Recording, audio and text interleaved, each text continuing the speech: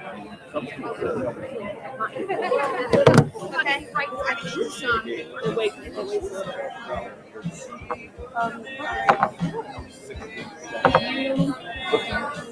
I think we should keep it on that. You don't think we should turn it around? I really can't. I have a brother. I have a brother. So that And here, I'm trying in some respects, I can take care of. How do I see the comments?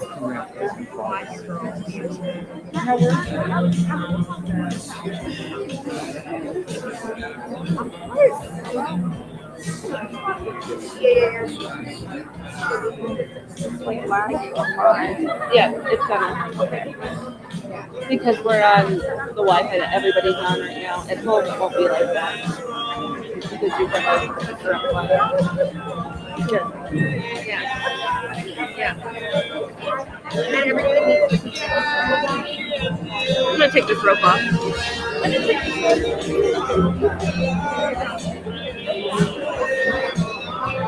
very good. That's it.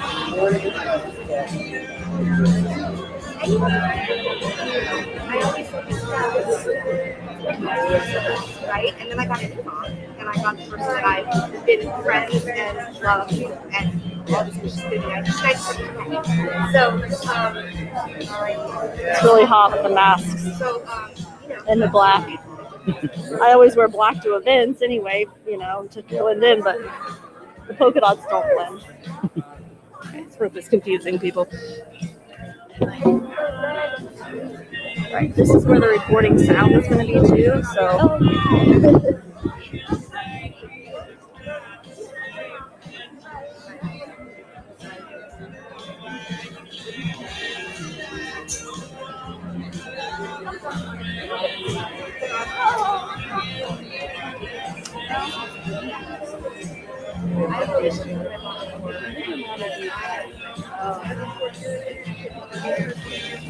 I walked in there to give Jody a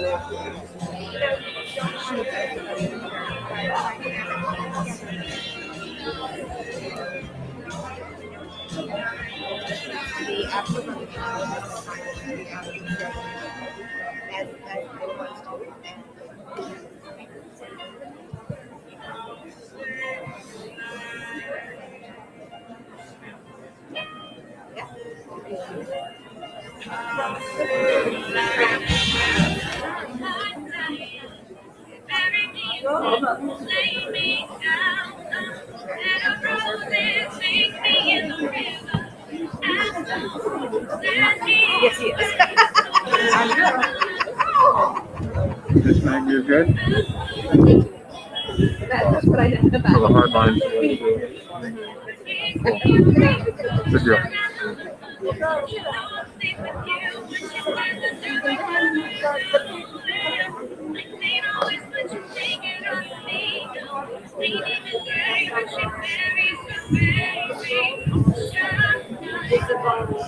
Spiderweb, yes.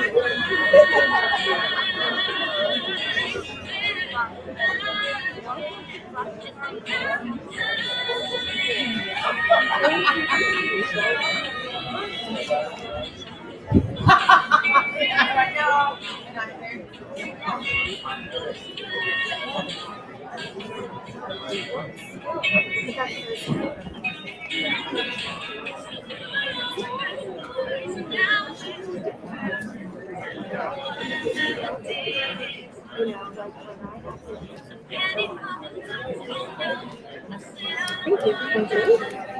Oops.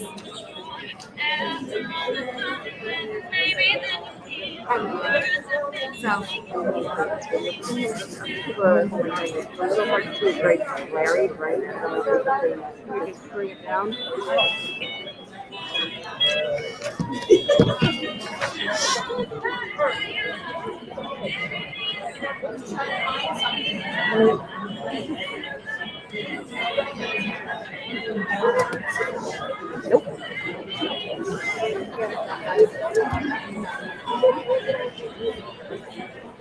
We can move the legs down. You want the legs to go down a little? Why is this moving now?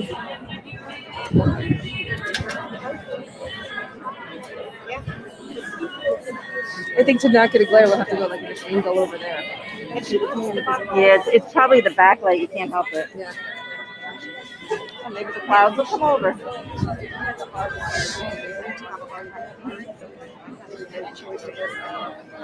We could follow stand up here.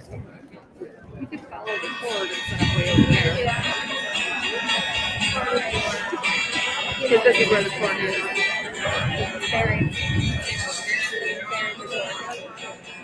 Maybe once we get a body standing up there.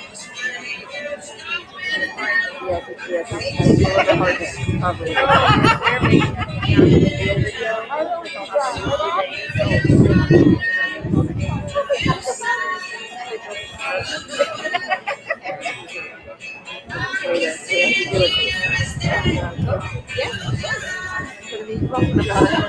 Yeah.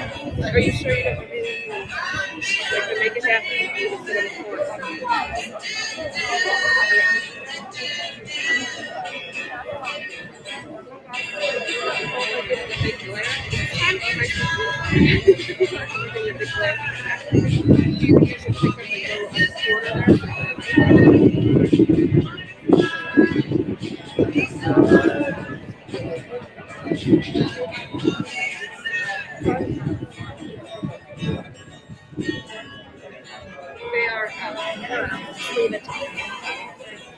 It's just because I don't think you're gonna beat it. What it is there's so much sunlight behind under the roof that you're not gonna beat it. Same thing here. Huh? Same thing here with the sunlight. Yeah, but you got a close shot, so. Thank you. No problem. You're down there. I think we got a space for you.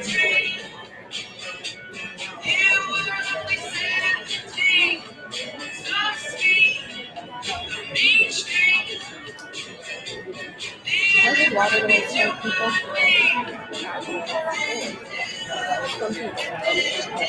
There's a lot of cooler in the back. That's something I'm gonna get used to. I never had to put game before we came up. Yeah, I just dropped it down. Just check the mojo real quick. I think Howard's going. You can have Sabrina, it and then me. Take it. You might want to. Okay. Have something to hold. Thank you. Okay. Are you sure? Yeah. I'll get another one. And then I do take it. I think they're almost none left. I just need to know that it goes Howard, Sabrina, and then me. That's all we need to know.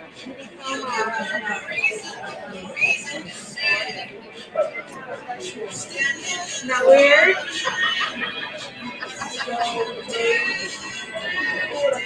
Who would have thought it would happen? I know. I know.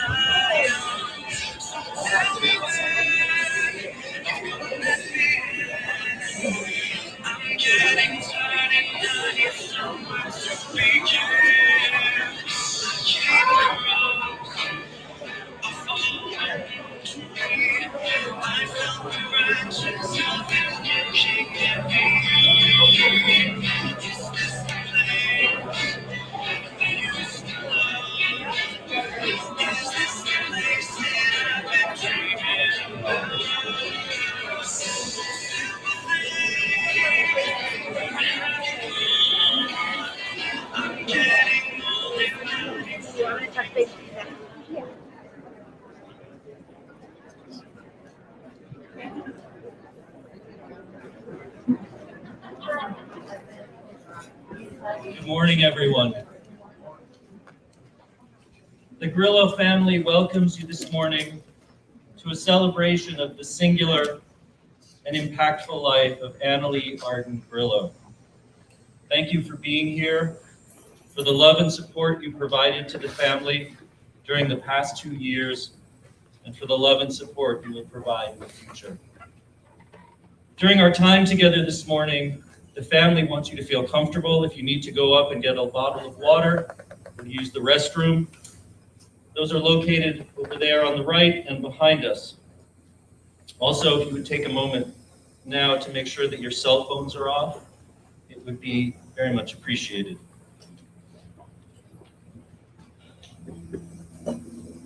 It means so much to Annalee's teachers that we are able to honor her on campus. Every day she offered her gifts to us, of shining optimism, curiosity, insight, and humor. Her spirit truly encapsulates what it means to be a Seacrest student, and we will hold her up as a model for all our students to come. Annalee was certainly wise beyond her years, and the assured look she gave to adults always suggested that she knew something that you didn't. Whenever she asked for something, to start a new club, to change her schedule, to adapt an assignment, she would smile, lower her forehead, and gaze pleasantly, waiting for the yes that she knew was coming. It was impossible to say no to Annalee because everything about her said yes. Of all the teachers, Nancy Turner spent the most time with Annalee, working with her at home and online to help complete all the work she needed to graduate with her classmates. This was 2 years of work completed almost entirely off campus, something that has been accomplished exactly once. Here are some words from Nancy. Helping Annalee with her studies has been among the greatest blessings of my life. She and I tackled US government, American history, American literature, French, AP psychology, and more. There were many days when Annalee was fatigued, but she still wanted to meet. She persevered despite her discomfort and pain. In her typical style, she always produced outstanding work. She and I were a well-matched pair of perfectionists. Even on days I thought the effects of chemo would interfere with her thinking, she kept me on my toes. Every session brought me joy. During breaks in our work, in moments of conversation, I came to know Annalee. Regardless of how she was feeling, she always asked me about my life, my family, and my concerns. It was clear that she truly cared. Over time, I uncovered an essential truth. I was gaining a valuable education from this precious girl about courage and inner strength, about determination and humor, about gentleness, compassion, and dignity. Annalee taught me far more of value during our time together than I could ever hope to offer her. I am thankful for the gift of the time we spent learning together, as well as the gift of her light and love. As with Nancy, Annalee's impact on her classmates is profound. In recent weeks, it has become a common refrain among them that when they face a frightening challenge, they use the mantra, "Annalee would want me to do it, so I will." During our graduation ceremony, it is a tradition for every student to stand on stage while we read a tribute to them. On her crutches, Annalee climbed the stairs of the platform and stood sturdy and proud. Here is her tribute. No one seeks out the responsibility of traveling to the bewildering and frightening places we all hope to avoid. Even when she was on the dark road and far away from us, we felt the warmth of her intelligent, funny, affectionate presence every day. Hope provided some light. She stands before us, our teacher and our hero. During the past 2 years, like the true protagonist of an epic tale, Annalee traveled far from home, confronted frightening creatures, and made sense of incomprehensible riddles. She returned to us at graduation, bruised but wise, and smiling and laughing. Her wisdom and courage have now passed to us. And in honor of her, we will repeat our own mantra. Annalee would want me to use her wisdom for good, so I will. Annalee Arden Grillo is indeed our hero. She stood before us on graduation day. She stands before us now. She will stand before us all the days to come.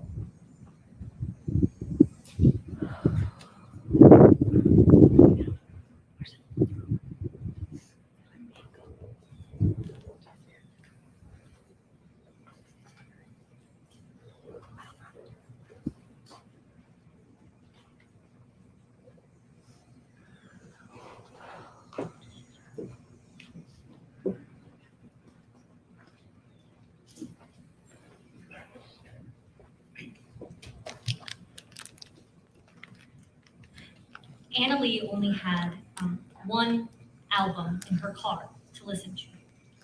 It was Lord's first album. And there was a song on there called Buzzcut Season that the moment she got her license and we took our first drive to Sonic, she told me, "There's something about this song that no matter how many times I listen to it, I never get tired of it." Then the last time I saw her before she got diagnosed with cancer, we were in her kitchen baking, and this song came up on shuffle. And I think it was like 11 p.m. and we were screaming to the top of our lungs, and I'm sure that her parents heard it. And it was one of those moments where everything slips away and you feel infinite, like nothing can touch you. And then a month later, she got diagnosed with cancer. And she was telling me how she was feeling when she was losing her hair. And expecting her to be crying and breaking down, she looked at me and quoted the line from the song and said, "It's okay, it's Buzzcut season anyway." It was the last song we were going to sing together at Seacrest. And it's the song I'm going to sing now. And I hope that as I sing it, you can feel her joy, her youth, and her friendship being expressed through the letters of the song.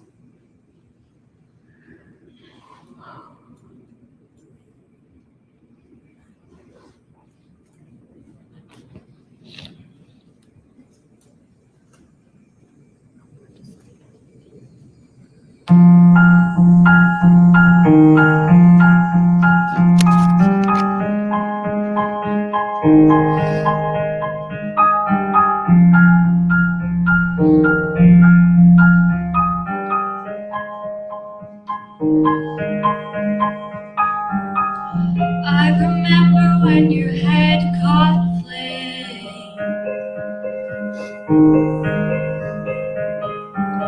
It kissed your scalp and caressed your brain.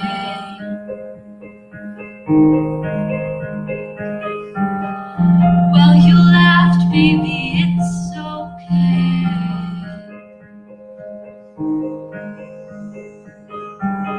It's buzz cut season anyway.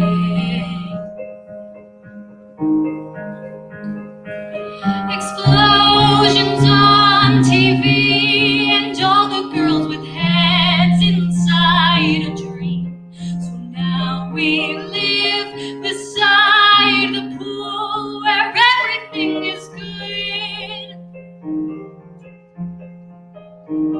We ride the bus with the knees pulled in.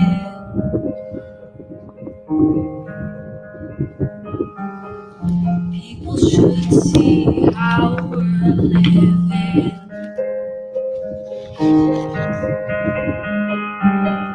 Shut my eyes to the song that plays.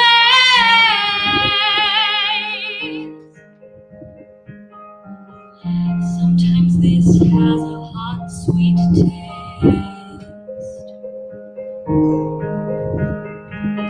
The men up on the news, they try to tell us all that we will lose.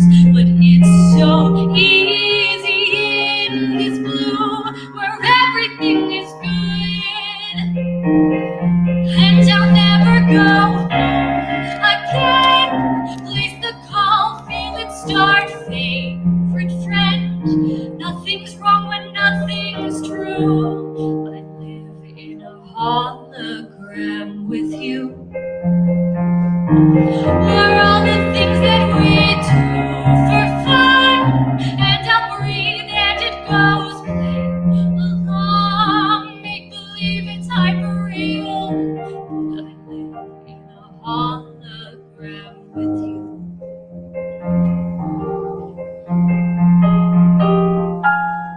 Cola with a burnt out taste. I'm the one you tell your fears to. There'll never be enough of us. Explosions on TV and all the girls with heads inside a dream. So now we live beside the pool where everything is good. And I'll never go home again. Place the call, feel it start, favorite friend. Nothing's wrong when nothing's true. I live in a hologram with you. We're all the things that we do for fun. And I'll bleed and it goes play along. Make believe it's hyper real. I live in a hologram with you. I'm actually going to be singing one more song. And Emily always sparked inspiration in me. And a way that she did that is that I wrote a song about her. And I think that it encapsulates my feelings more than I could ever previously express it.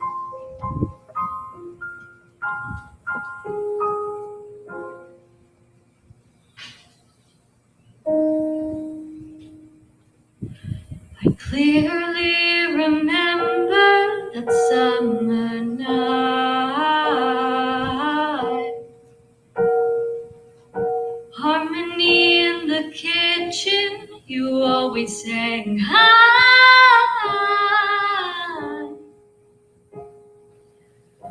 Lord, was your favorite, made you feel alive.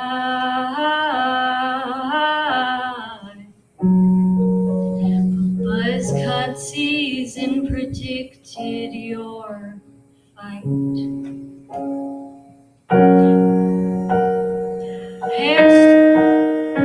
Hair started falling, phone calls of bawling. Houston smiled with those glistening eyes. Instead you thought lot of crazy colors to go, and what was left of the curls on your head. Everyone complimented. You never lost touch. You always thought of us. Why did she have to go? The girl with the smile like music notes. Why did she have to go? The girl with the heart of pure gold. Never wanted any pity, for asked not for a penny. The girl with the smile like music notes. Never suspected when you pulled me aside. Told me it was bad, I don't think that you cried. You just stood there ready for another fight. Though you would lose the leg you laid over mine. Months of complications dreamt up all our vacations for when you could come back to real life. It passed your 18th birthday, you couldn't have a party, water filling up your lungs. You told me not to worry. You never gave up. Saw the shine before the rust. Why did she have to go? The girl with the smile like music notes. Why did she have to go? The girl with the heart of pure gold. Suffered unimaginable pain, always asked about my day. Girl with the smile like music notes. And as I held her hand those last hours in the hospital, that she didn't care about her own waiting death. She tried to take her mask off to say I love you. Oh, I love you. But he knew she had to go.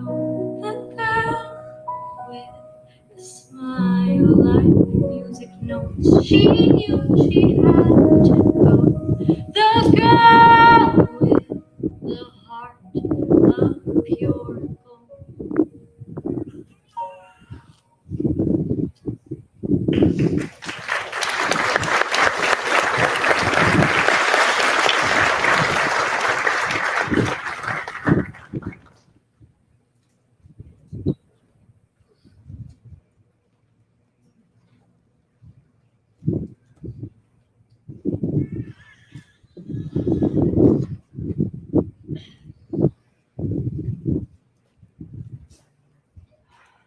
This past spring, Annalee's Laws of Life essay was chosen as one of the top 10 out of thousands of essays submitted in the county-wide contest. At the time, she was in a wheelchair, in a good bit of pain, and immunocompromised. Mikey Stroh, the organizer of the contest, went above and beyond to accommodate Annalee so she, like the other top 10 contestants, could present her essay orally to a panel of judges. Mikey is here this morning. Thank you, Mikey, for your willingness to work with Annalee and make it possible for her to present. When Annalee's essay was then narrowed down to among the top 4 in the county, she attended a banquet at which her status as second place in the county was revealed. But the real award at the banquet came as a surprise when another young man whose essay had merited a cash award announced while sharing part of his essay that he would donate his award money to Annalee, as he was so moved by her courage and determination. Annalee responded with like generosity and donated the money to osteosarcoma research. Kevin Berry, the young man who donated his winnings to Annalee, is also here this morning. Heartfelt thanks to Mikey Stroh and Kevin Berry for their role in an important recent event in Annalee's life. I will now share her essay, Giving Up Control. In my most trying time in life, I discovered that sometimes self-control means giving up control and recognizing that everything happens for a reason. The only way I could keep peace of mind and not feel pity for myself, break down, and lose self-control was by letting go of my desire to control my life. I learned this lesson in the most difficult and impressionable way. It was 11 p.m. on a clear night in August of 2018. As I lay in the hospital bed, I could make out voices from the hall as my mother conferred with an ER doctor. After what felt like forever, but may have been only minutes, she returned to the room. Speaking in a low voice, she told me, "Annalee, the doctors found something in your leg. They are not sure what it is, so we will be going by helicopter to the Children's Hospital in Miami." It may have been the morphine, or perhaps I was trying to evade reality.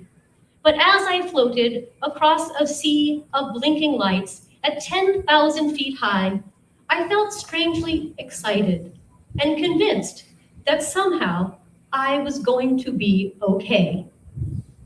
That something, my mother's carefully chosen euphemism, turned out to be an 11-centimeter malignant tumor in my left leg.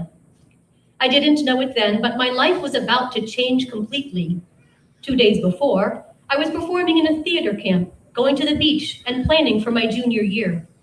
Over the next 2 days, I underwent multiple CT and PET scans, MRIs, X-rays, and a biopsy. Doctors diagnosed me with osteosarcoma, a rare and aggressive bone cancer. Overwhelmed, my mind continually returned to the fact that I was set to start school in 2 weeks, audition for a musical, and play defense for the soccer team. Instead, I would spend most of the year on a hospital bed, fighting for my life. Throughout the next 18 rounds of chemotherapy and an operation where 8 inches of my femur was replaced with a cadaver bone, normality slipped away. I lost all control over my life. 4 months previously, I had earned my driver's license and experienced a newfound freedom. But now, I seemed to de-age to nearly an infant. I could no longer enter crowds without a face mask, spend time with my dog, or even walk. Constrained to a wheelchair, I needed help performing simple tasks, from getting a glass of water to brushing my teeth. Such loss of control was frustrating. But the toughest part was grappling with the prospect of my own death. There was a constant fear that the cancer would spread to my lungs.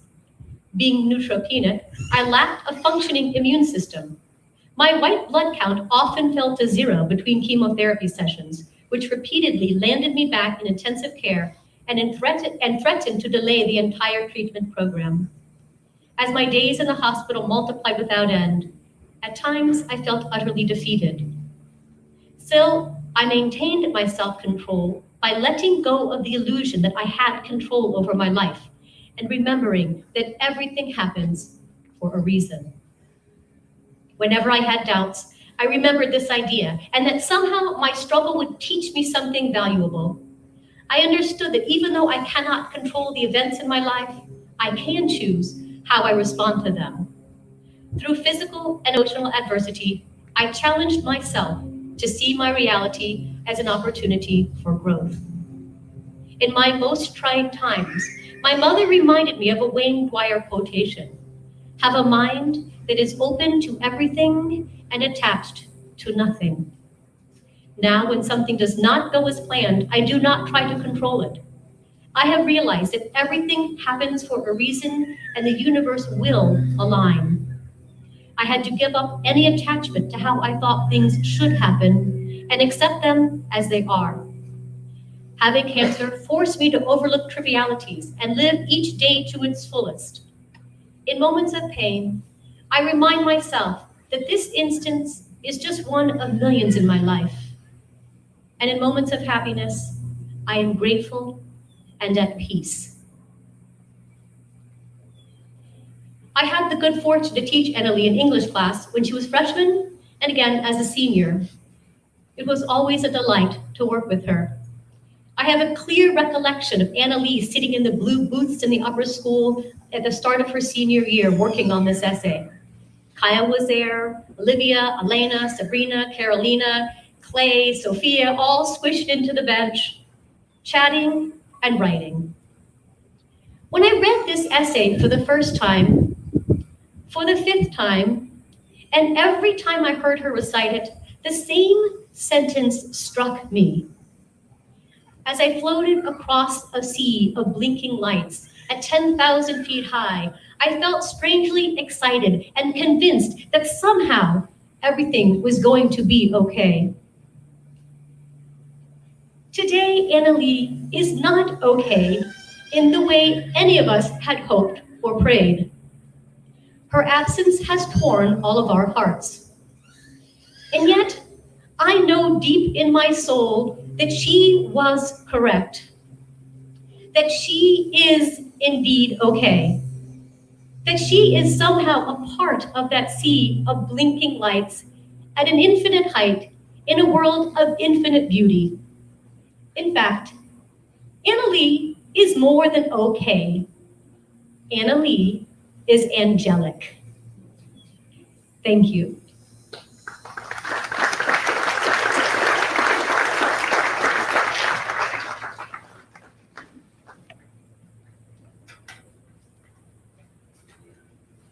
But all I was doing was watching Courtney Collins over at Tracy. Didn't that convince you from listening to race music? Oh, if the police ever locate your father, he'll punish you good. Your dancing was atrocious today, Amber. I'm willing to lie, cheat, and steal to win another first grade crown, but you've got to work with me. Now, let me have that sit. Stop! That's no way to treat clean clothes! Don't contradict me. Don't disobey me. You need to think about going to that audition. Please? No. Mother! Stop telling me what to do. Don't. Treat me like a child. No. I know that you want my best. Please. Mother, please. Give me a rest.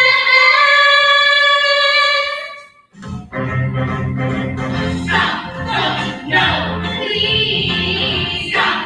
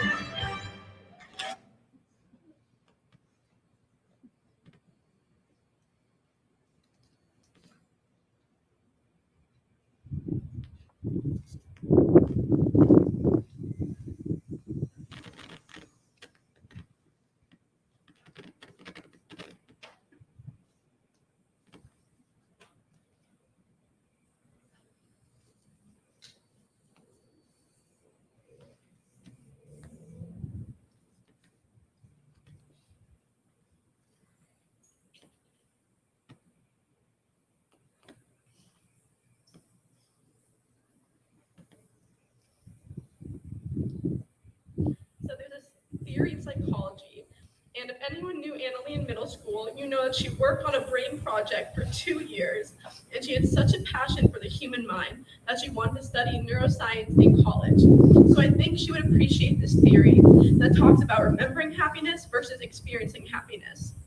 I think I can speak for everyone here that our current experience is anything but happy. A world without Annalie is a world I never thought I would ever have to live in, and most days this does not even feel like real life. However, instead I want to talk and cherish the amazing remembering happiness that I had been so blessed to have with my best friend.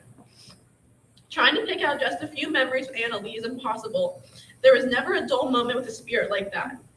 Annalie and I always like to talk about our summer sleepovers. We both shared a love of theater, and Annalie's talent always inspired me because she performed true to herself and never changed for anyone. That summer, every day after theater practice, we had a sleepover, and even on days when we would get in many arguments about who was doing the dance right, her dad in the car would always turn and ask whose house he was driving us to, because we never seemed to get sick of each other. I am so grateful for that summer. And in that summer, when we weren't trying to solve who was a thief at Kids Act or who took time simply playing and being with each other, we probably walked to Publix and bought random junk food and crisp grapes at least 20 times and made countless commercials and movies. Annalie and I would love to make scripts, and we spent so many hours filming and trying to make our commercials perfect. I loved how Annalie would find such joy and love in such small things. I remember Annalie raving to me and being so genuinely happy about Bozzy's new album that she listened to religiously every day on her way to school. Or how in middle school she would hide random stuff in her hoodie pocket just to make the day more interesting. One day in math class, I remember hearing Annalie giggling, and I turned around and she had a long white glove on one of her hands that she called the murder glove. She then continued to stroke random objects in the classroom. It's memories like these that show just how much fun she would have and make life. Annalie loved being creative, and she always made a boring class day more entertaining for everyone. One of my favorite memories is when Annalie, her neighbor, and I almost got abducted, as we like to call it, and ran for our lives with a large guitar down many dark streets of Naples Park because we thought a man was chasing us. And how the next few days after that, when we would go on walks, we would carry a bat down the street just in case. Annalie had the power to make any situation more enjoyable, and her laugh is unforgettable. I will always be in awe of her selflessness, and even on days when she would be in the hospital, she would always ask me questions about my day and care about the answers wholeheartedly. I have never seen strength like I did in Annalie throughout her entire battle and before. I'm so grateful that every Tuesday we would watch Pretty Little Liars together, or how we'd spend many hours writing down all of our inside jokes and code names just so we would never forget. I will never have a friend who has been more caring and compassionate than Annalie. She always gave everyone the benefit of the doubt and was never quick to judge. Annalie made me a better person in so many ways, just by the way she cared for others and always put 1,000% effort into everything. Annalie never gave up, and when she did something, she always gave it her all. Her motivation is truly unique. I know I will always still want to text you when I have a problem because no one gives better advice or is as patient with me when I'm simply repeating everything multiple times. I will always want to ride in your Jeep as you show me new music. I am so upset that we never got to experience more of life together, but I'm also more blessed that I've had someone in my life who truly showed me what an angel on earth looked like. I am beyond grateful for our amazing memories, and I know you are looking down at all of us right now. I'm so thankful I got to have you in my life. I will always love your family, who has always treated me with such love and kindness, and I will always love you forever, Annalie.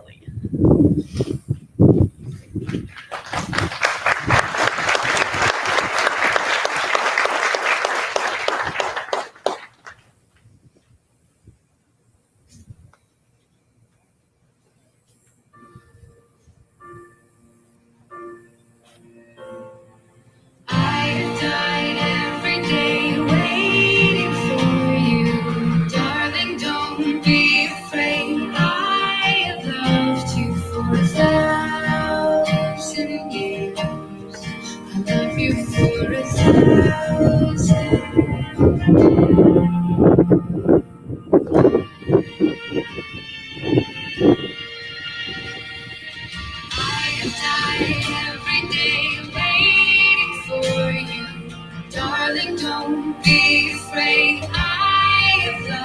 you for 1,000 years. I love you for 1,000 more. All along I believed I would find you.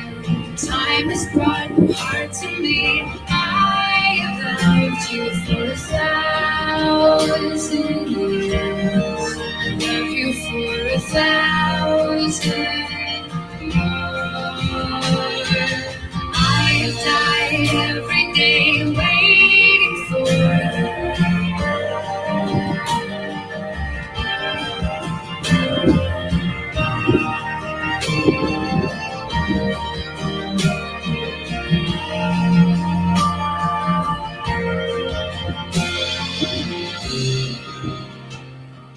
one step closer.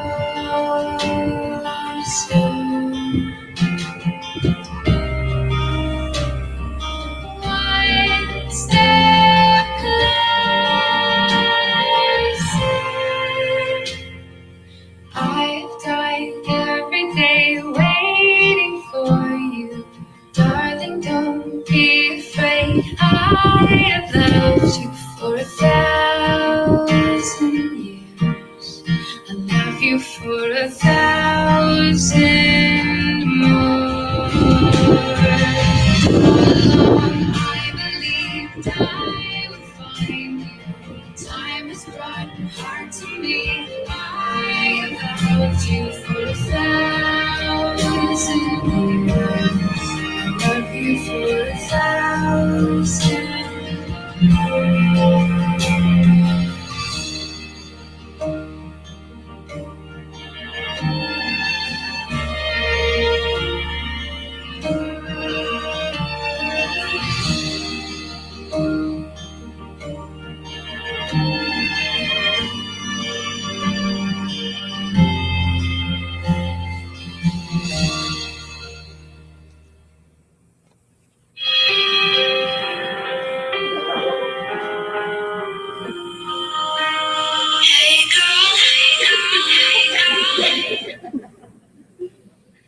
We are gathered here today to celebrate the life of Annalee Grillo, an amazing daughter, sister, niece, granddaughter, girlfriend, a remarkable friend, and so much more.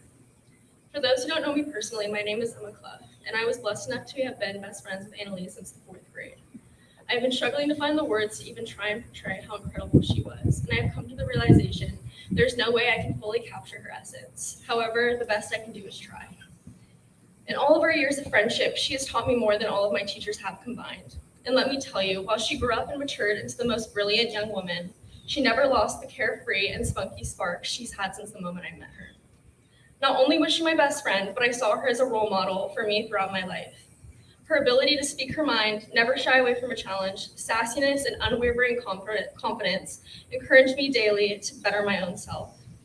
At such an impressionable age, she was by far made me who I am today. Annalee was unlike anyone I have ever met, point blank. While we had plenty of adventures together, we never needed to do or go anywhere to entertain ourselves.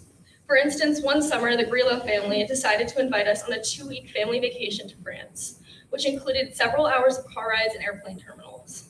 I'm fairly certain after the first ride to the airport, they were already regretting their decision of looking after Annalee and me together for the next 2 weeks straight. We would never stop making noise. If that meant screaming Taylor Swift lyrics in a closed car or nonstop laughter, trust me, it was happening. She had one of those laughs that in and of itself made you laugh. And after thousands of dollars and a multitude of hours going into getting us there, we hardly left the house. And it's because our favorite part of the trip wasn't the sightseeing or the delicious ice cream vendors, which it was amazing. It was truly just being with one another. We spent so much time at the house just making memories with each other and keeping each other entertained, and I loved every moment of it. The following Monday, we returned to school, still attached to the hip, FYI. And quickly, it was discovered we had both gotten a souvenir from the trip neither of us had asked for, some French head lice. These lice, however, did not come with the French charm. Our heads itched like they never had before, and our dear mothers had to come get us and take us to a place called the Lice Slayers. The Lice Slayers is a lice removal facility needed for the worst cases, and Annalie and I turned this supposed to be disgusting day into our own personal spa day. We laughed, we played games, and whispered inside jokes to one another for the next 3 hours as ladies pulled live bugs out of our hair, and we didn't mind a bit. Aside from France, Annalie and I had gone on trips to Georgia, Montana, Canada, New York, and to go to Long Lake Camp for the Arts. At this camp, not only did she touch several of the other kids her age, but also blew the counselors away, putting on the musical theater shows at the camp. Her breathtaking voice and indisputable stage presence gave her solos and special scenes that no one our age was getting. Not only did this happen at Long Lake, but also at our local theaters that we would attend after school. Above all else, Annalie was a lover, and her love lit up rooms and touched every person she came across.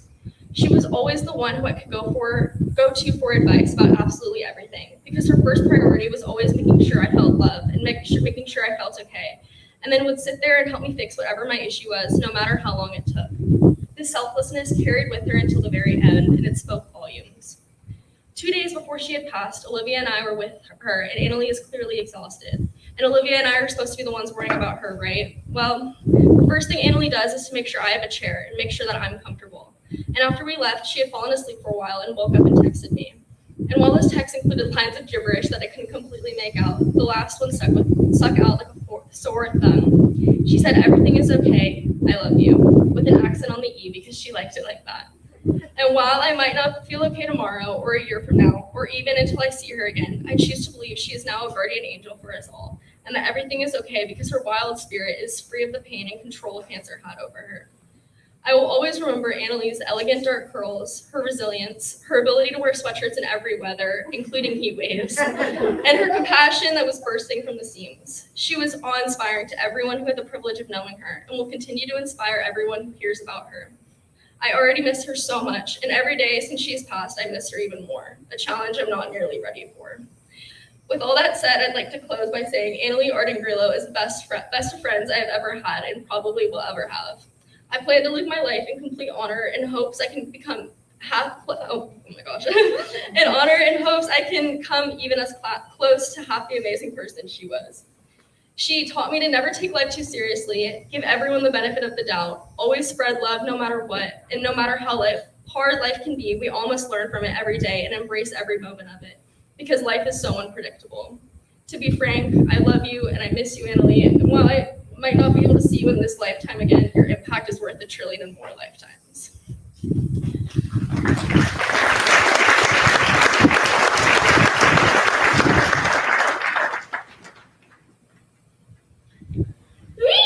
Number the bookstore for beautiful feet and vanilla. That bookstore has a relation cousin. And so the same person in it, but it's a different store. Fascinating, right? It's called the cup store. Eat. Don't have to do anything. Put it down. Eat. That's in the Hey, watch the yogurt before it flies all over my computer. That's fine, good yogurt. That yogurt is going to fall off your spoon and it better land in your mouth. This yogurt.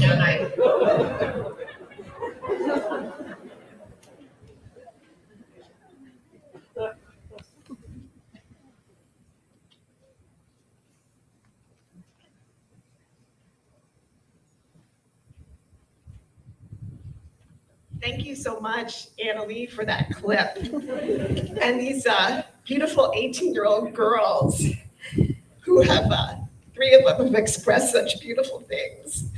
Really a testament to them, but also more so to Annalie and how she touched them. I had the great privilege of being able to read this to Annalie probably just a few minutes before she left this world. I got through it then, getting through it now, no problem, thanks to the girls. So, beautiful Annalie, I am mourning all the things you will not get to do. Attend and graduate Emory, get married, be a mother, a grandmother, be amazing at your career. I will never understand why you had to suffer with this painful disease and why you were taken from us so young after doing everything you could to get better. I will not be able to understand because it is not understandable. It just is. Instead, I celebrate who you are and all the incredible things you accomplished. Beloved, beloved, and loving daughter, sister, grandchild, niece, cousin. Beloved and incredible friend. So energetic, fun-loving, caring, empathetic, and concerned with the well-being of your friends, especially when you were going through so much. Beloved and loving girlfriend. Fantastic student, sky-high SATs, admission to a top school. Talented singer, dancer, guitarist, actress, lead actress. World traveler, soulful writer. Model patient who brought comfort to your medical caregivers. Advocate of your health and medical care. Role model, hero, so much. I wish you had more time in this world. You did everything so well and so authentically. We are so honored and privileged to have you in our lives. We will remember your love and all you have taught us. You are joy, and you live on in all of us. Your strength gives us strength. We will be okay. You showed us how. You are going to peace and unimaginable love.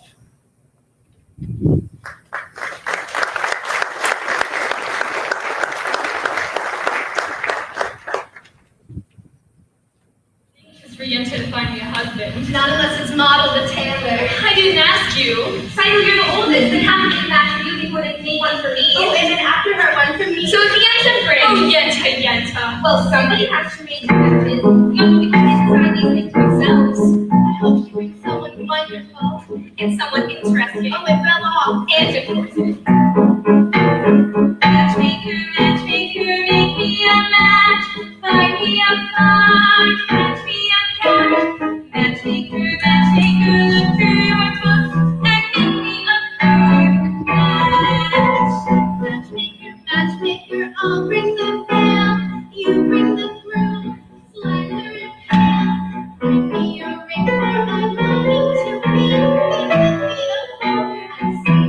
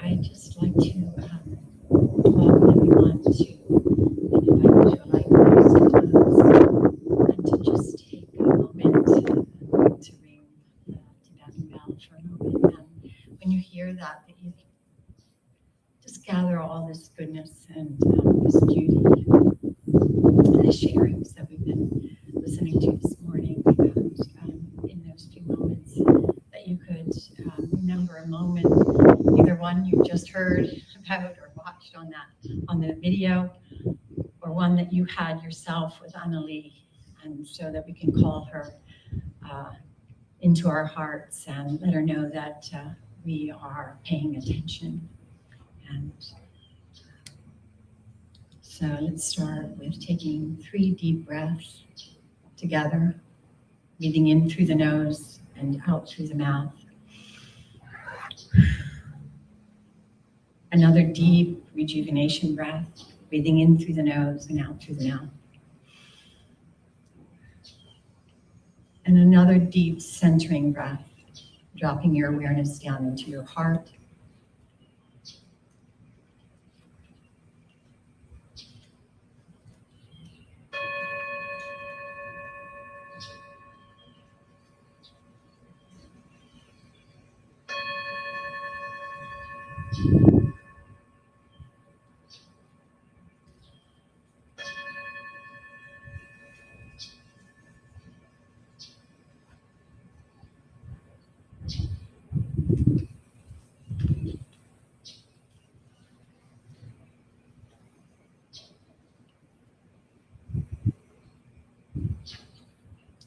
As you're ready, allowing your eyes to open. I'm really touched by these beautiful young women.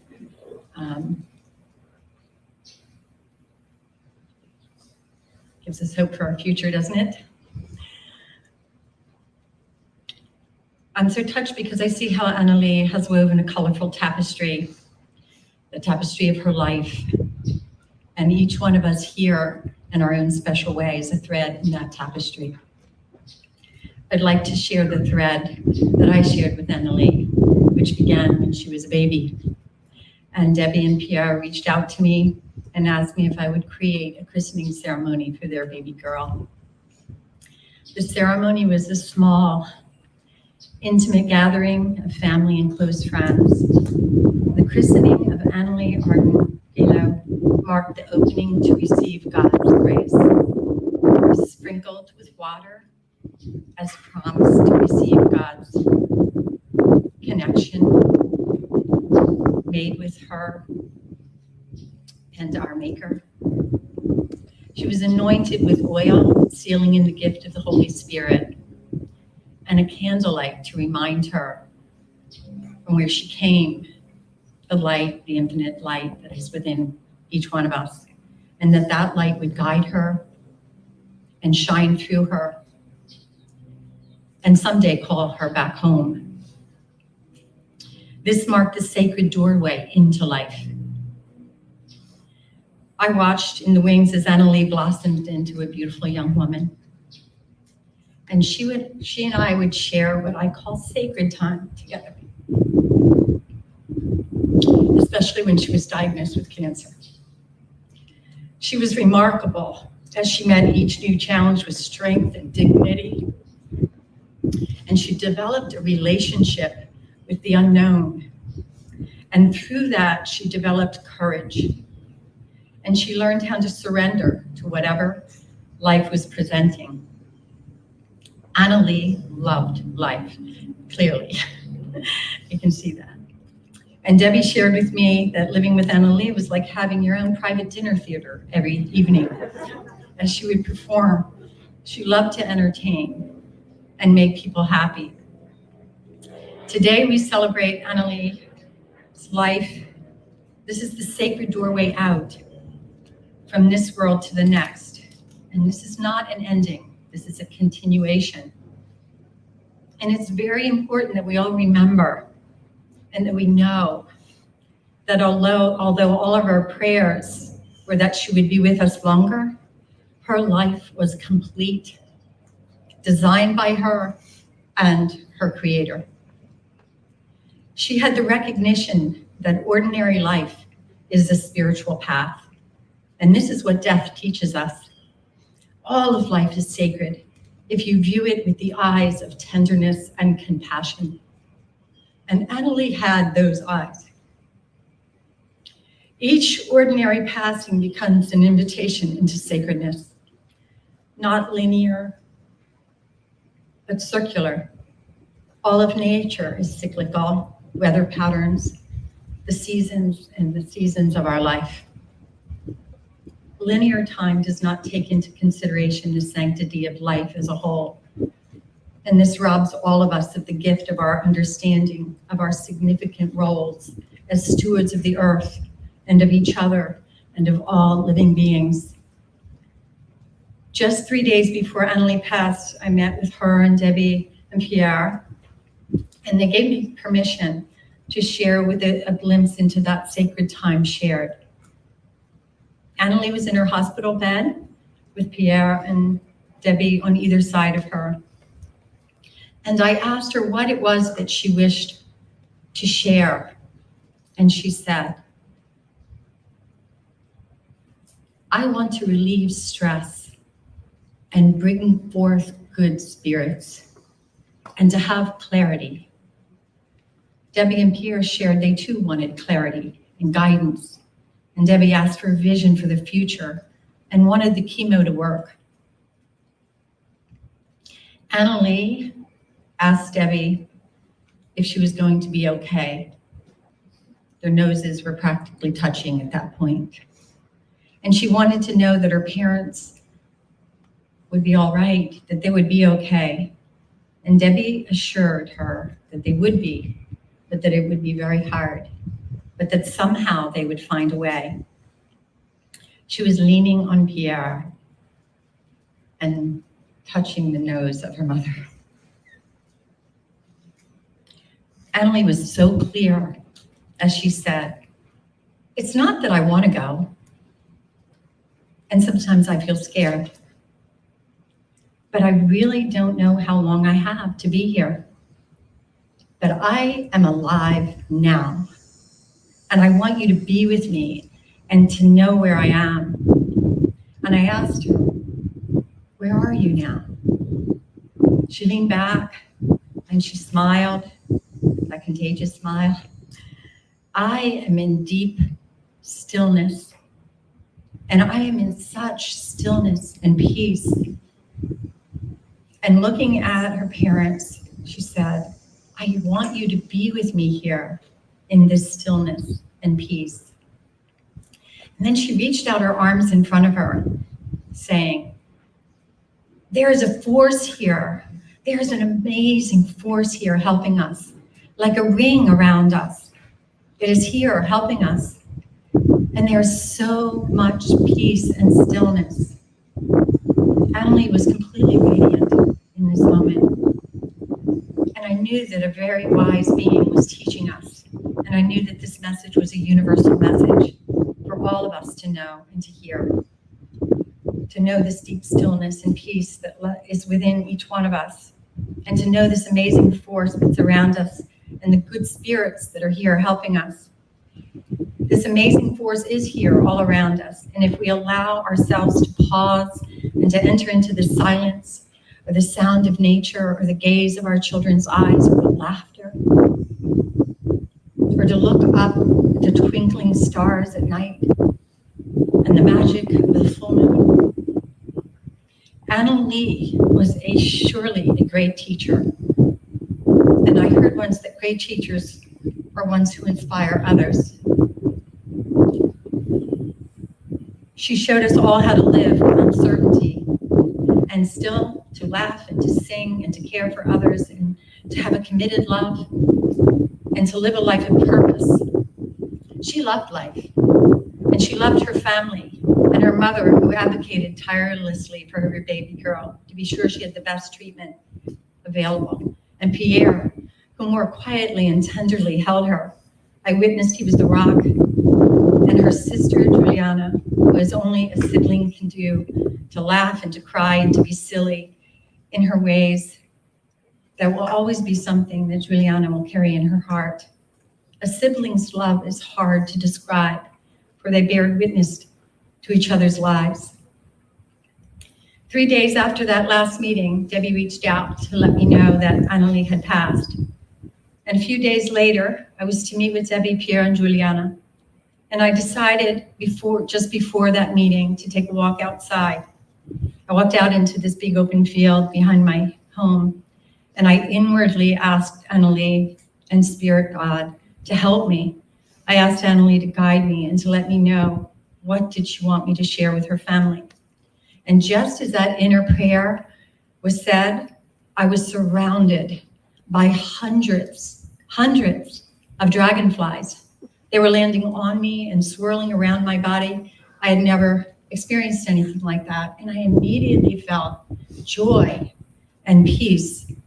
And I knew Annalie was there, and this was a sign from her. I'm not sure how long I stood there, but soon I started to walk eventually across the field, and I felt like everything was so alive. And yet it was the small things that I was drawn to. These tiny, delicate wildflowers, purple and fuchsia and yellow and white with yellow centers. They were beautiful. And I felt this too was a sign. And as I crossed the wooden bridge that let me back into my backyard, I had a thought. I wondered why I hadn't seen a honeybee. Because earlier in time that Annalie and I had shared, the honeybee had come as a helper for her. And just as that thought came, one single honeybee landed in front of me, as if Annalie to say, come on, Grace, you know, it's me, I'm here. Shortly after that, I shared what had happened with Debbie and Pierre and Juliana. And as I shared, Debbie got really excited, confirming, yes, that's Annalie. And she went on to tell me that the last art project that Annalie had done was to paint a ceramic bowl, which is actually right here on the altar. So I hope a little later each one of you will come up and take a look at it. But what was so exciting was that Debbie said she had asked her to go and get her puffy paint so that she could paint a dragonfly on the outside of that bowl. And that in the inside of the bowl, she wanted to paint tiny, delicate wildflowers. And Debbie even shared that she tried to talk her into it. Let's just do one big flower, it'll be easier. And Annalie was insistent, no, Mom, I want tiny, delicate wildflowers. And those wildflowers are on the inside of that bowl. So I felt that the dragonfly, because she's very poignant in giving her messages, I thought the dragonfly must be really important too. And I'm going to look up what the spiritual message is of the dragonfly. And as I looked up that meaning, I was brought to tears because I felt that the spiritual significance of the dragonfly was exactly how I would experience, how I had experienced Annalie's beautiful spirit.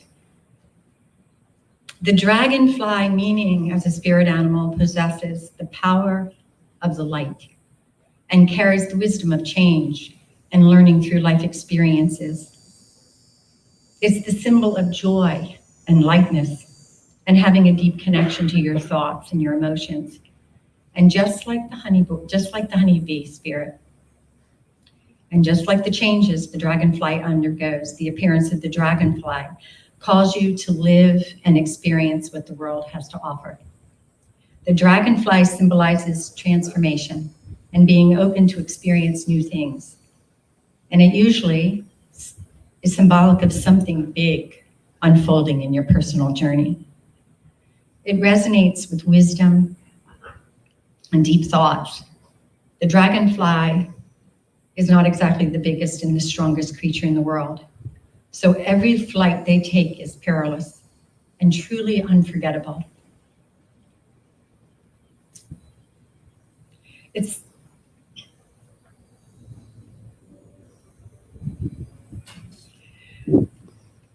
It symbolizes lightness of being and purity of heart. And that is the spirit of Annalie Arden-Grele. And her life is unforgettable. Thank you.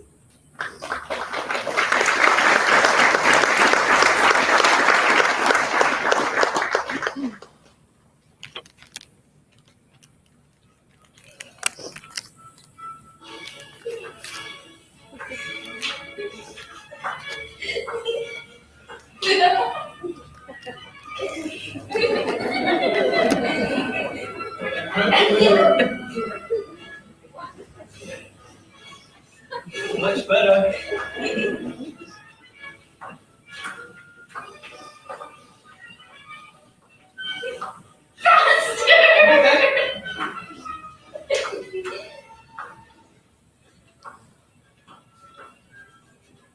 is it that you want? You are Who are you inhumane. sending this to? What is it that you She's want? just making videos because she wants to Tell me what you want. I'm sending it to Daddy. Tell Daddy. I want a puppy. I'm sorry. We don't have to ask Daddy. Can we get a puppy? Please, please, please, please, please. I beg of you. Winky will love it too. Okay? Okay, please, please. Happy birthday. Love you. I love you more. I love you the most. I love you from the moon and back. We love you. We're gonna sing a song for you. Happy birthday to you. You live in the zoo. You smell like a monkey. And you look like one too. We love you.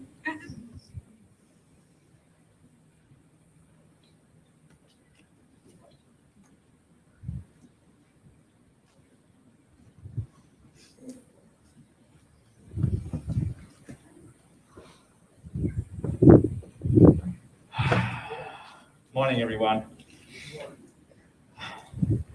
I wanted to thank you for coming today. I've seen a few people, and there's a lot of people here. Thank you so much. Thank you, bottom of my heart, family. Thank you so much. I wanted to thank you also, Seacrest, for letting us having Annalise life celebration here. She loves this place, and much better. I know there is something wrong with me. And she would love to have the last 2 years spent here, but Seacrest actually accommodated to finish, so she was able to finish her studies and graduate at the end of this year. I also wanted to thank the medical team. They made a special trip from Miami. I know they came earlier, say hi to me. Thank you so much for everything you've done.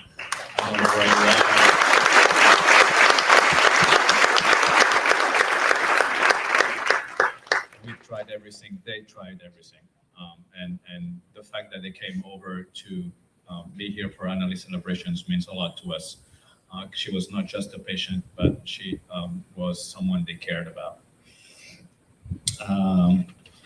And I wanted to thank you, all the family and friends, close friends that helped us the past 2 years, bringing us meal,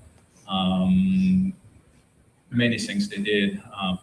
I wanted to thank Kyle so much. He brought light to Annalise's heart the past years, 2 years, 2.5 years.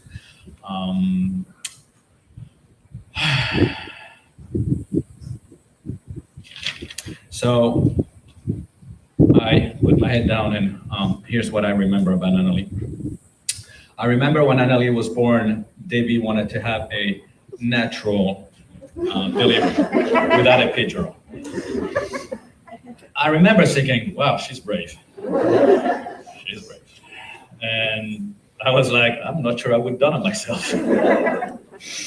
The other thing I remember was the doctor, once Annalise came out, interestingly, because he hasn't done that with our first daughter, he was like, hey, do you want to cut the umbilical cord? And I'm like, no, I'm okay. I'm like, that's a weird question, because I feel like I don't want to cut that lifeline. I don't know, it's strange to me. So I don't know if it was an act of me not being brave, but I remember always remembering that question. That was kind of the two things that I remember about Annalise's birth was Debbie's going through without epidural. It was quite a scene,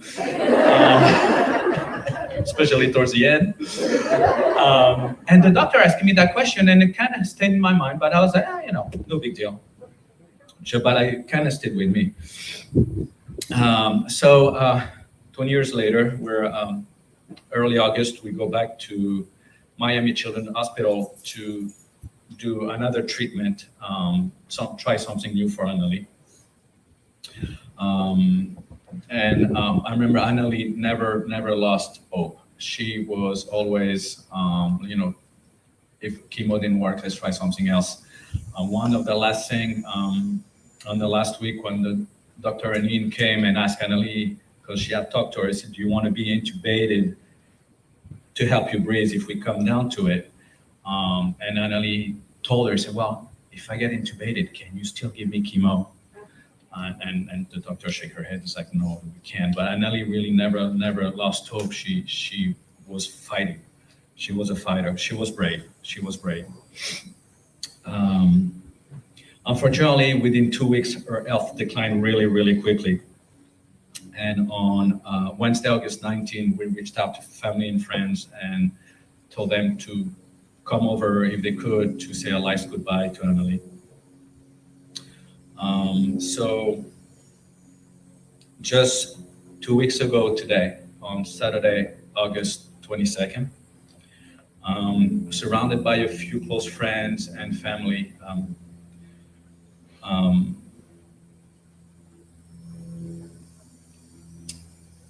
in the hospital around that time today.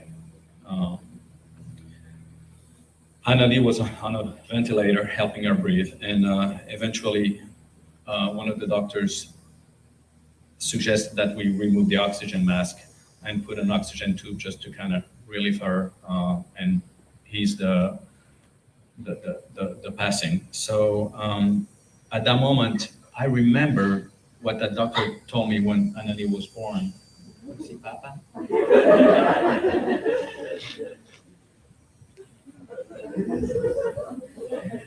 I remember when what the doctor says, say, hey, do you want to cut the umbilical cord? Do you want to cut the lifeline? And almost as when the doctors were détache-la, laisse-la venir.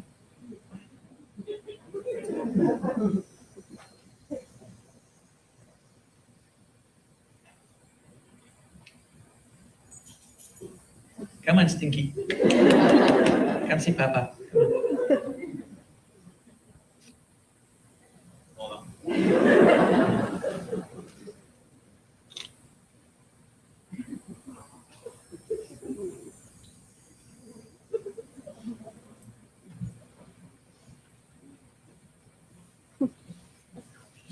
That dog is supposed to be not my dog. I never wanted a dog, so I don't want a dog. Of course, my kids picked up a dog.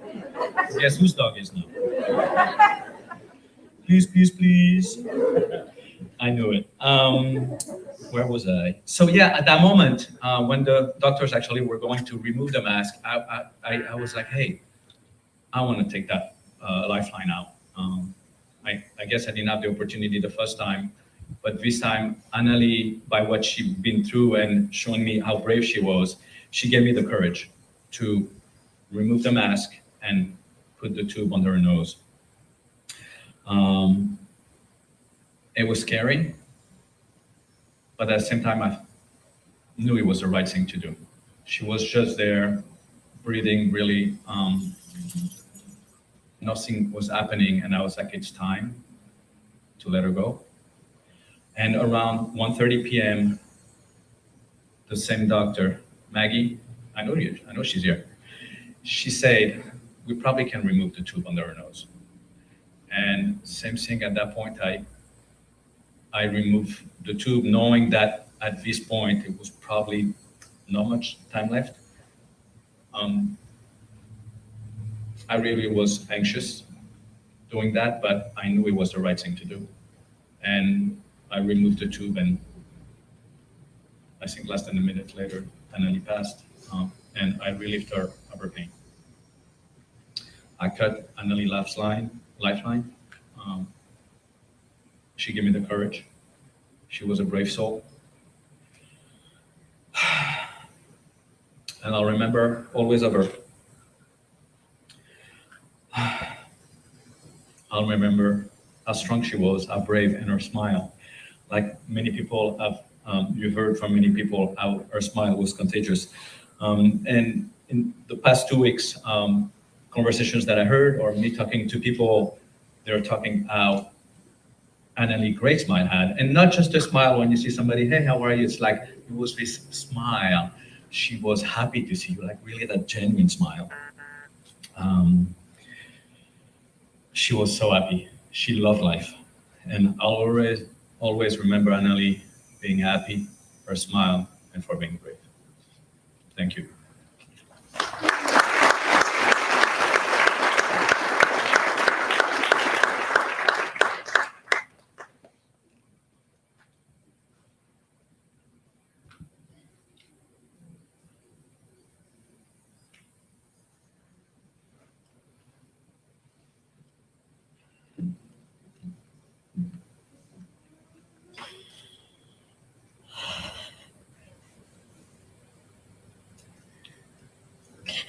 I thought this was going to be a good idea.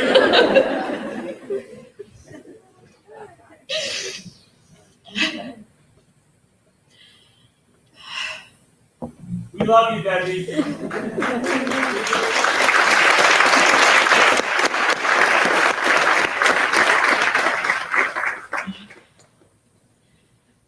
No words.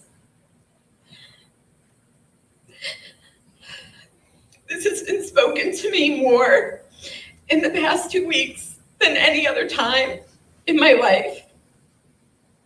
No words. The truest thing that has ever been spoken.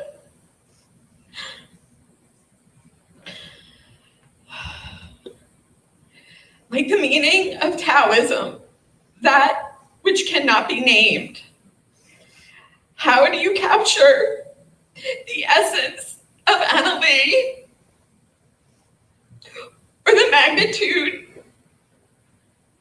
of our experience in words?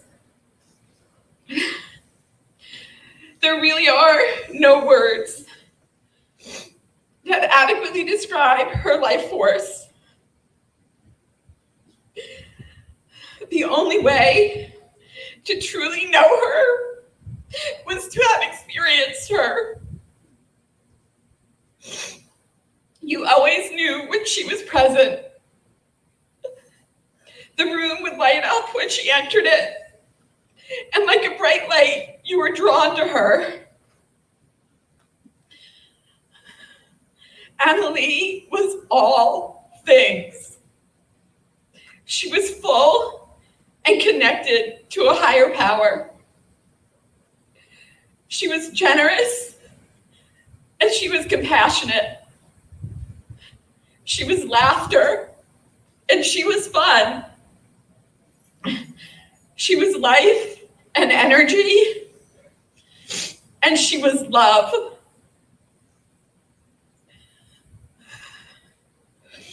Most people know Anna Lee was a performer. She lit up when she was on stage, or even just singing around the house or making movies with her friends. One of my biggest gifts over the past 2 weeks has been on my computer and my phone and find videos when I didn't even know that she had taken them from like back when she was like 8. We used to joke that we had our own built-in dinner theater with Anna Lee. Every night was a live show and she was the star, like you saw with that yogurt video. When she was younger, the shows were funny skits and songs that she would make up. As she got older, her performances transformed into her practicing guitar and singing for us. I could sit and listen to her for hours, mesmerized as she lost herself in her music. In these moments, she was free. When Anna Lee was diagnosed with cancer 2 years ago, the music pretty much stopped. There were a handful of times that she would play and sing, but never with the same life force as before. Sometimes she would play music in the shower and sing. I'd stand quietly by the door, listening, filled with joy, witnessing these fleeting moments of her being free once again. After Anna Lee passed, we discovered a bucket list on her phone. She had written it sometime during her last week, and the humility and selflessness of her bucket list is profound. The first thing on the list was to spend time with Juliana. Again, no words. She loved her sister so much and just wanted more time with her. The second was to sing for family and friends. The third was to sing for the people at the hospital. She grew to love many of them and appreciated the care they gave her. The rest was a list to tell people that she was going. And the first on that list was Kyle. She loved you so much. Family and friends were after that.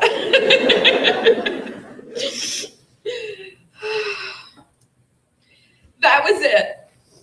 That was her bucket list. No extravagant trips or experiences. Her bucket list consisted of giving to people she felt connected to and that she loved. That was Anna Lee, always giving. Her love and connection with others was the most important thing in her life. And so we're gonna fulfill her bucket list, and we're gonna let her sing and let her be free.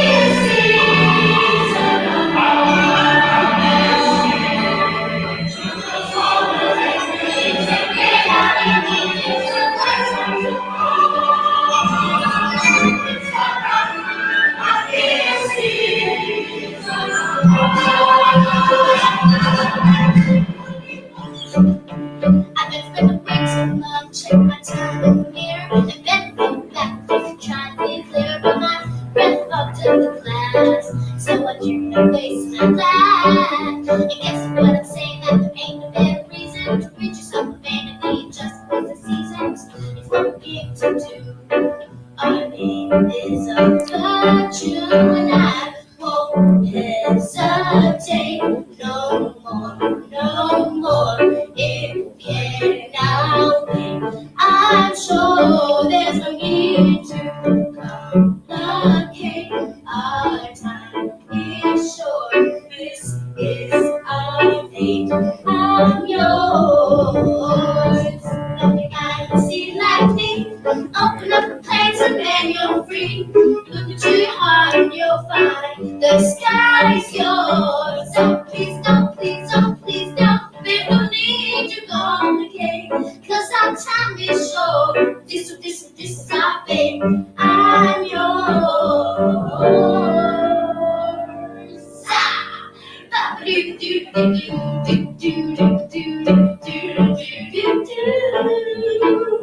Hey, hey. A nice sight. That is in your hands now, but I'll never offer down if you say you'd rather love than fight. So many things that you wish I knew, but the story of us might be ended soon. Now I'm standing alone in a crowded room, and when I speak, and I to know who is killing you, like it's killing me. I don't know what to say since the twist of fate when it all broke down. And the story of us looks a lot like a tragedy now.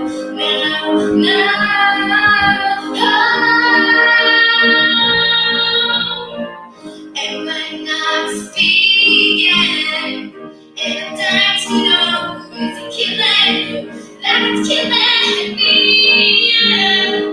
I don't know what to say since the twist of fate when it all broke down. And the story of us looks a lot like a tragedy now. The end.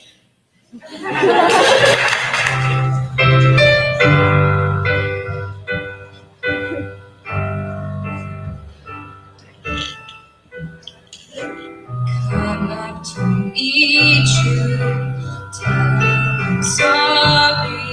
I don't know how lovely you are.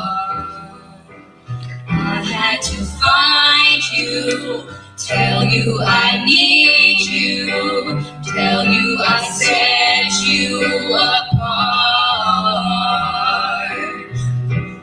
In circles, chasing tails, coming back as we are. Running in circles, chasing our tails, coming back as we are. Nobody said it was easy. Oh, it's such a shame for us to part. Nobody said it was easy. No one ever said it would be this hard. Oh, take me back to the start.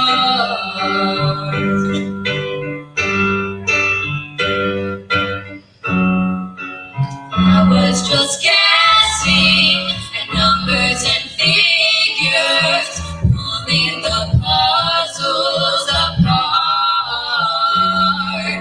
Questions of science, science in progress, not speak as loud as my heart. Tell me you love me, come back and haunt me. Always I rush to the start, coming in circles, chasing our tails, coming back as we are. Nobody said it was easy. Oh, it's such a shame for us to part. But he said it was easy. No one ever said it would be this hard. I'm coming back to the start.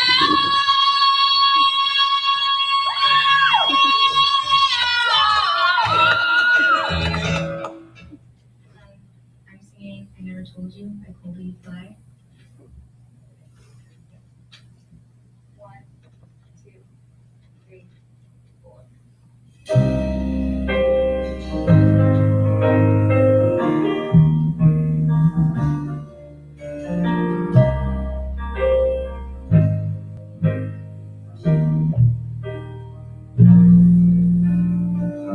I miss those blue eyes, how you kiss me at night.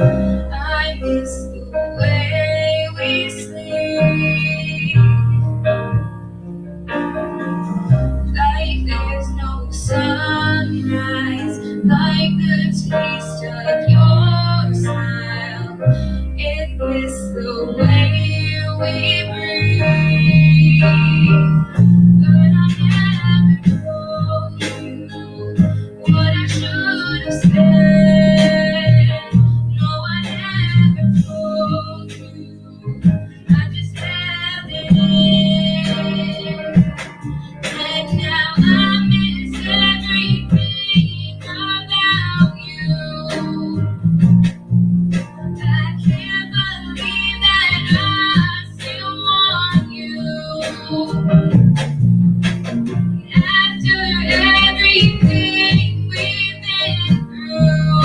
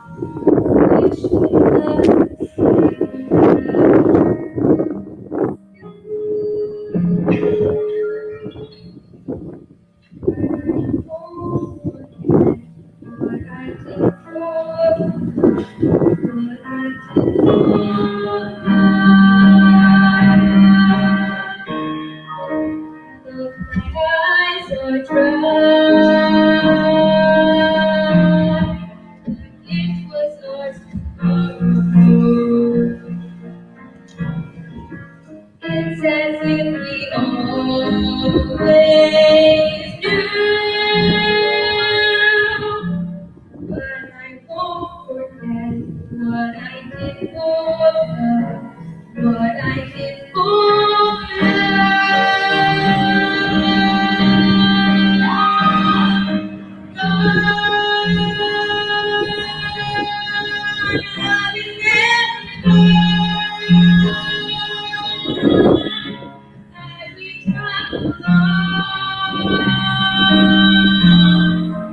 that's what will remember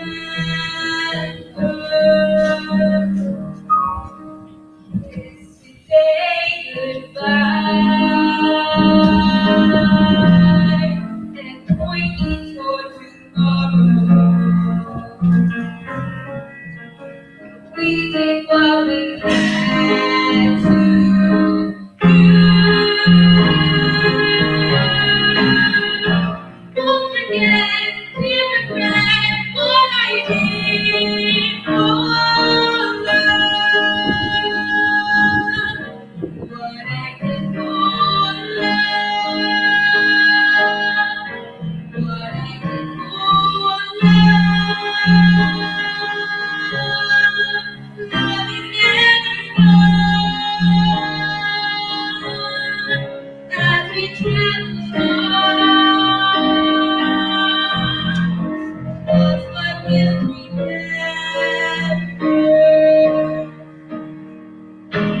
is to say goodbye and pointing toward tomorrow. We did what we had to do. Won't forget, dear regret, what I did for love. What I did for love. What I did for